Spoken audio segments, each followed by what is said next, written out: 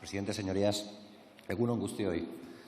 Ahora que este debate de las enmiendas de totalidad a los presupuestos generales del Estado está tocando a su fin, permítame, señora ministra, que rescate para mi intervención algunas de las ideas que usted misma expresó en este debate ayer mismo. Ideas que desgranó a lo largo de la presentación de sus cuentas para fijar la posición también del Gobierno sobre las mismas, dándole un enfoque ideológico y destacando sobre todas ellas y como contexto el impacto de la invasión rusa en Ucrania. Vaya, por tanto, nuestra consideración inicial. Para hacer frente a cualquier excepcionalidad, lo mejor es poner fin a la propia excepcionalidad. Paremos la guerra ya, que el diálogo se abra camino y cese la barbarie que acompaña a toda guerra. Pero ayer, como marco general discursivo, planteaba otra cosa. Decía, a lo largo de este debate se verá qué modelo de sociedad impulsa cada formación política. Y las gentes de Euskal Herria Bildu, de la izquierda soberanista independentista vasca, no tenemos ningún reparo, tampoco hoy, nunca, en mostrar cuál es el modelo social que propugnamos. Aprovecharemos, por tanto, la ocasión que hoy se nos brinda para volver a hacerlo. Queremos un modelo que rompa amarras con el capitalismo neoliberal, que en su derrumbe amenaza con llevarse por delante nuestros derechos, nuestras libertades y la dignidad en nuestras vidas. Abogamos por transitar hacia un modelo de sociedad que ponga la vida en el centro y no la reproducción del capital, que atienda a los límites finitos del planeta y ponga fin al extractivismo salvaje y a las dramáticas consecuencias climáticas de esa acción que solo los más necios, y en esta Cámara se cuentan por decenas, se atreven a negar. Queremos vivir en una sociedad de mujeres y hombres libres e iguales, donde por fin el patriarcado sea solo un mal recuerdo. Ese es el modelo que queremos para nuestro país, Euskal Herria. Y como lo queremos para nuestro país por considerarlo el más digno, evidentemente también lo queremos y lo deseamos para todos los parias de la tierra. Nosotros y nosotras, las gentes de la izquierda vasca, lo decimos con claridad, señora ministra. No hay equilibrio posible entre lo viejo, que aun resistiéndose está condenado a morir, y lo nuevo, que aun con dificultades está determinado a nacer. Porque en ese pretendido equilibrio claroscuro nacen los monstruos, en Hungría, en Italia o en cualquier otro sitio. Por eso miramos los presupuestos con esa óptica. Nosotras y nosotros no vemos en las cuentas la oportunidad para obtener más millones para obras faraónicas, como por ejemplo el tren de alta velocidad. Peleamos millones para mejorar las pensiones de miseria de miles y miles de personas, para que todos los pensionistas no vean amenazado su derecho, legítimamente ganado durante décadas, a tener una pensión digna, a que quienes perciben pensiones más bajas las vean elevadas para no socavar la dignidad en sus vidas. Y aún queda mucho por hacer, incluso con estos presupuestos, porque conviene recordar que el 60% de los y las pensionistas cobran menos de 1.000 euros al mes. Y con los presupuestos que se nos presentan, como le decía, esto no se va a solucionar. Nosotras y nosotros no pedimos millones para grandes infraestructuras que sirvan para engordar a empresas amigas a cambios de sobres, palcos VIP en estadios de fútbol o asientos en consejos de administración. Exigimos impuestos que esas empresas aporten lo que deben aportar. Porque también ayer la portavoz del Partido Popular se preguntaba si bajar de impuestos no era de izquierdas en el pasado. Y la respuesta a tal interrogante es clara. Sí, bajárselo a la clase trabajadora y subírselo, y mucho, a las élites económicas del Estado. A alguno y alguna aún les sonará aquello de a cada cual, según sus necesidades, de cada cual según sus posibilidades. No nos van a ver, ni en esta ley ni en ninguna otra, mercadeando con la vivienda. Pedimos medidas para que toda persona tenga derecho a una. Y esta línea de diferencia se ve muy clara en esta Cámara. Se ve entre quienes apoyamos una ley de vivienda que regule alquileres, impida desahucios sin alternativa habitacional y asegure una vivienda digna para todos y todas, y quienes no. Llevamos años instándoles a poner coto al poder de las élites, de las eléctricas, los bancos y las grandes fortunas, a que sean más ambiciosos y que no oigan los cantos de sirena de quienes pretenden, ante todo, salvaguardar los vergonzosos beneficios de todos ellos. Una lucha de modelos evidente entre quienes queremos dignificar las condiciones laborales de los y las trabajadoras y quienes aplauden a la patronal, a la COE, por bloquear las mejoras salariales. Y habrá quien quiera pintarlo, pese a todo, como desee, pero son dos modelos antagónicos, porque quienes defendemos a las mayorías sociales y trabajadoras nos situamos en un lado y quienes defienden a las élites económicas y empresariales lo hacen de otro. A esas élites, a esos ricos, cada vez más ricos, a costa de una sociedad cada vez más pobre. Y como le decíamos, señora ministra, en esa encrucijada histórica o choque de modelos, no creemos que quepan las medias tintas ni las soluciones intermedias. Y nuestra convicción no se basa en el seguimiento acrítico a una ideología. Se cimenta en la realidad que soportamos. He aquí algunos ejemplos de la misma. Iberdrola gana más de 3.100 millones de euros en solo 9 meses, los que llevamos de 2022, y espera obtener beneficios récord a la par que las familias pagan más que nunca en sus facturas y tiemblan para llegar a fin de mes. Y aún el señor Galán se queja de que en el Estado español no ha ganado lo suficiente por las tímidas medidas tomadas y amenaza con ir a los tribunales para no pagar un céntimo. Esto se parece al funcionamiento de una mafia que actúa así porque se cree impune. ¿No lo cree, señora ministra? ¿Hasta cuándo se va a permitir esto? ¿No cree que les importa bastante poco lo que la Comisión Nacional del Mercado de la Competencia diga sobre cómo están obstaculizando el paso a la tarifa de último recurso a miles de personas que lo solicitan para seguir ganando más dinero? La derecha mediática y política nos dice que no hay que hablar de ricos y pobres, que eso es del pasado, quizá para que olvidemos que la desigualdad entre estos, ricos y pobres, ha crecido más en el último año que en los 13 anteriores, o que 1 de cada 3 personas que vive en la pobreza lo hace aun teniendo empleo, o que como consecuencia de la inflación los salarios han experimentado la mayor caída en 40 años, mientras las empresas ya están en los beneficios que registraban antes de la pandemia. Más ejemplos. El señor Garamendi, presidente de la COE, se atreve a hacer risas con las protestas sindicales por los salarios mientras mantiene bloqueadas las mejoras salariales, haciendo que los trabajadores se empobrezcan de manera generalizada. Y, mientras tanto, el Gobierno parece no darse por enterado y mantiene la matraca del diálogo social mientras les permite a la COE la capacidad de veto sobre las políticas laborales. ¿Hasta cuándo, señora ministra? ¿Hasta cuándo? Y otro ejemplo. Las grandes cadenas de distribución de alimentos van a poder seguir aumentando sus márgenes de beneficio como lo llevan haciendo desde hace años mientras pagan a los agricultores y ganaderos por debajo del precio de coste de producción. ¿Hasta cuándo van a seguir saltándose la ley de cadena alimentaria? Otro ejemplo. El Banco de Santander gana 7.000 millones solo hasta septiembre y también se atreve la señora Botín a amenazar al Gobierno por el impuesto a la banca, mientras prevén ganar miles de millones adicionales por el aumento desorbitado de las hipotecas que pagará la ciudadanía. ¿Qué pensamos hacer ante eso, señora ministra?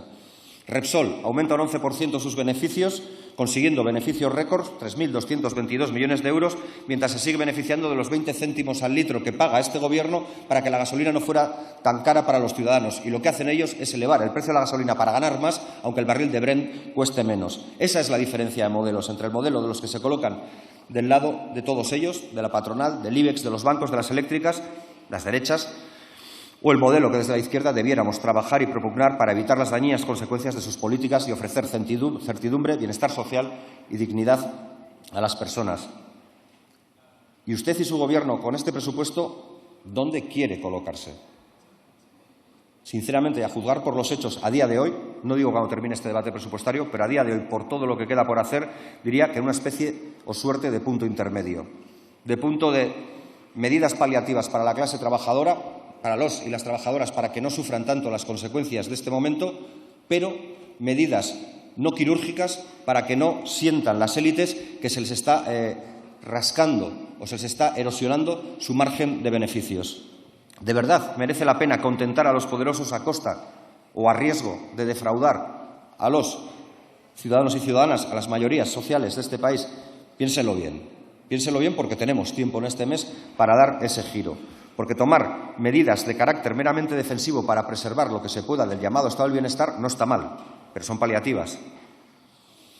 Pero no es suficiente para dar respuesta positiva a la ansiedad colectiva que vive cada vez más gente ante el empobrecimiento general en sus propias vidas. Y si lo estiman oportuno, hágannos caso. No se empeñen, como ayer, en disputarle al Partido Popular el papel de adalid de las clases medias. ¿Por qué no, señora ministra? Decía usted ayer que la clase media es la que hace avanzar este país, la que da sentido a los servicios públicos. Es la clase trabajadora, antes, hoy y mañana. Hasta Rishi Sunak, porque ayer hablaron mucho de Liz Truss, hablemos ya del actual premier británico, hasta Rishi Sunak sabe que existe la clase trabajadora. Es más, sabe que no tiene amigos entre ella. Pero él sí sabe que no hay clase intermedia entre la clase dominante, que son las élites, y la clase dominada, que es la clase trabajadora. Porque fíjese qué paradoja. Según las horquillas que manejaban ayer de renta para determinar qué podía ser clase media y qué no era clase media, resulta que la mayoría de los trabajadores y trabajadoras vascas somos clase media. Estamos por encima de esas horquillas de renta que lo establecía. ¿Somos clase media o nos hemos ganado el derecho a tener salarios dignos y por eso es el territorio Euskal Herria con más huelgas de Europa en los últimos 5 años? ¿O con el mayor nivel de sindicación de todo el Estado español? ¿Con la mayor conciencia de clase? ¿No les recuerda eso a algo que decían los clásicos del clase en sí y clase para sí, más que a un salto de una autopretendida o de una clase cierta, la clase trabajadora, a una autopretendida clase, la clase media? Señora Montero, usted lo sabe. Siempre hemos priorizado por encima de todo medidas sociales y económicas para la mayoría, para quien más lo necesita. Y este año lo volveremos a hacer. Lo que aún no sabemos es hasta dónde vamos a poder acordar con ustedes para poder profundizar en derechos y en dignidad para la vida de las personas. Usted dice que este es el presupuesto más social de la historia. ¿Contiene cuestiones positivas que valoramos de esa forma? Sí, obviamente, no lo vamos a negar. De la misma manera que contiene elementos negativos este presupuesto y los anteriores que siempre hemos valorado negativamente y que huelga decir porque de todos y de todas son conocidos. Pero aun y con eso, ¿qué duda cabe que estos presupuestos, y también lo decimos, serán razonablemente mejores que los que pueda presentar un gobierno de la derecha ultra liderado por el Partido Popular y Vox? Pero aun y con todo, estos presupuestos también distan mucho de ser los presupuestos que un gobierno que se dice de izquierdas debiera presentar. No basta con parecer diferentes a la derecha, hay que ser diferentes a la derecha. Para eso supongo que les votaron, a nosotros desde luego para eso.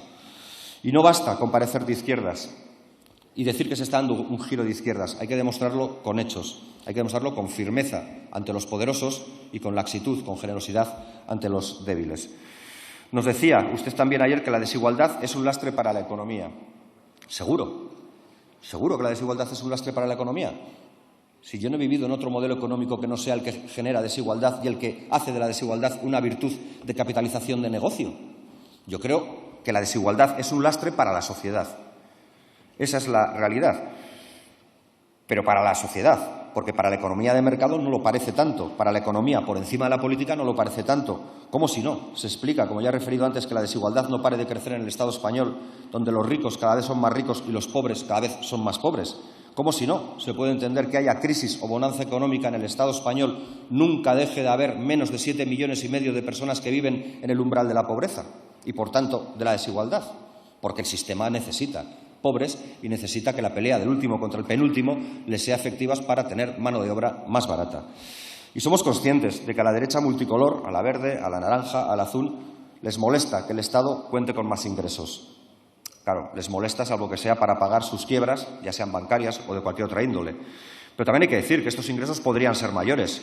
Podrían ser mayores si no hubiéramos hecho rebajas generalizadas del IVA como única solución para no tener que atacar de manera estructural los beneficios de las grandes empresas, que era algo mucho más radical, mucho más quirúrgico y mucho más directo y creo que mucho más justo.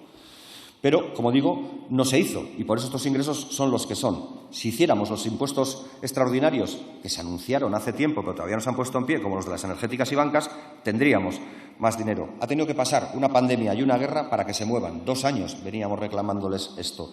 Y ahora, si no hay más ingresos, es por la otrora falta de determinación, por no haberlo previsto antes. También se decía que no se podían limitar los alquileres ni prohibir los desahucios.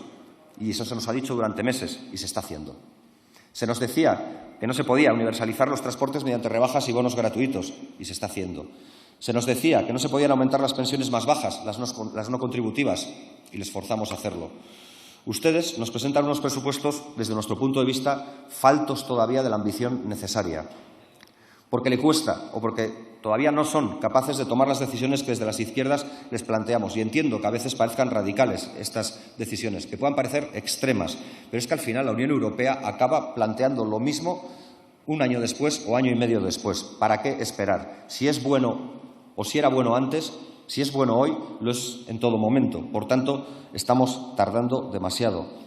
Porque todo este tiempo que pasamos sin tomar decisiones, las de los impuestos extraordinarios, por ejemplo, es tiempo que la ciudadanía va viendo cómo empobrece sus condiciones de vida. Todos esos meses y años que ustedes se pasan diciéndonos que no, son meses y años en los que las familias y los trabajadores las pasan canutas. Y eso es por la búsqueda del equilibrio imposible, la búsqueda ese fiel de la balanza entre ricos y pobres, entre élites y clase trabajadora, o por no querer ceder ante propuestas, aun siendo coherentes y de sentido común, como las que podemos plantear hoy y las que hemos venido planteando durante meses. Señora ministra, no dejen pasar más el tiempo. Otra vez más, no. No dejen pasar el tiempo para tomar más medidas y de más alcance como las que les pedimos, porque sus noes a estas peticiones no son noes a Esquerra Republicana de Cataluña o Euskal Herria Bildu. Son noes que paga muy caro la gente. Queremos ser claros. Por todo lo expuesto, estos no son ni serán nuestros presupuestos. Pero, como hemos hecho en otras ocasiones, afrontamos el debate de estos presupuestos como una posibilidad cierta y real para conseguir avances sociales y mejoras en la vida de las clases populares. Para eso usamos los presupuestos, para arrancar avances y medidas que el Gobierno inicialmente no se plantea recoger. Así lo hemos hecho siempre y ese es también nuestro objetivo. Porque a este Gobierno siempre hay que obligarle a hacer, porque de no hacerlo los pasos serían mínimos. Y permítanme un inciso para, ya que he hablado de los ingresos, poder hablar también de los gastos. Ayer un diputado navarro, ahora del Grupo Mixto, el señor Adanero, le interrogaba o le interpelaba por cuánto había pagado el Gobierno por una enorme pancarta que había colgado Euskal Herria Bildu en una céntrica plaza de Bilbao con motivo de una campaña que llevamos a efecto durante el 12 de octubre.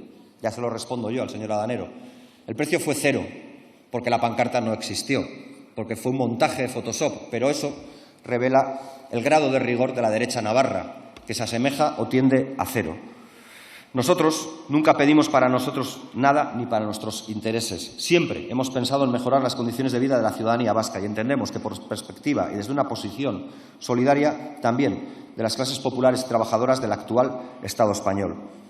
Compare los portavoces del Partido Popular el precio de esta hipoteca con nosotros que pueda tener el Gobierno, con el que tienen que soportar los ciudadanos del Estado español por las políticas serviles a los poderosos del régimen, los de antes y los de ahora. ¿Qué traen más desigualdad en el Estado? ¿Atender nuestras demandas de más justicia social y redistribución de la riqueza o rendir pleitesía a quienes amasan fortunas a costa del empobrecimiento de la gente? Se lo trasladó nuestra portavoz Merche Izpurua hace más de un mes. Nosotras y nosotros no nos debemos a este Gobierno. No tenemos ninguna responsabilidad adquirida para con usted ni con este Gobierno. Nos debemos únicamente a la sociedad vasca y nuestra responsabilidad es solamente para con las clases populares y con la clase trabajadora. Nosotras y nosotros no tenemos ningún pacto de legislatura que nos ate a ustedes. Y eso es así, por mucho que la derecha reitere otro tipo de cuestiones. Nuestros votos no han sido ni serán nunca cautivos de este Gobierno y mucho menos de los grandes intereses económicos. Cada uno de los 5 votos que la izquierda soberanista independentista vasca tiene en este Congreso solo se activa en una u otra dirección bajo una premisa, si son medidas y leyes a favor del pueblo o no. Y en estos presupuestos actuaremos igual. Por tanto, conociendo nuestra posición hoy nuevamente explicitada desde esta tribuna, es a ustedes, al Gobierno, a quien le toca mover ficha y acercar nuestros votos.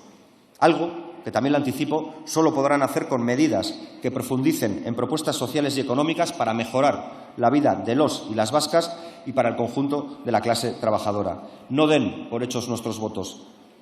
Haga aquello que también señalaba ayer, que era que este Gobierno va a tender la mano a todo el mundo que proponga mejoras para la ciudadanía. Y recuerden que, al fin y al cabo, no hay alternativa posible a estos presupuestos sin la concurrencia de la izquierda independentista catalana, vasca o gallega de esta Cámara. Ténganlo presente. Si lo hacen, si buscan nuestro apoyo, se encontrarán con nuestra voluntad sincera a la negociación, sin ruido, sin estridencias, sin caer en falsas provocaciones, pero con firmeza y determinación en todo aquello que consideramos ayuda a construir una sociedad más justa, libre e igualitaria para todas las personas. Muchas gracias, señor Matute.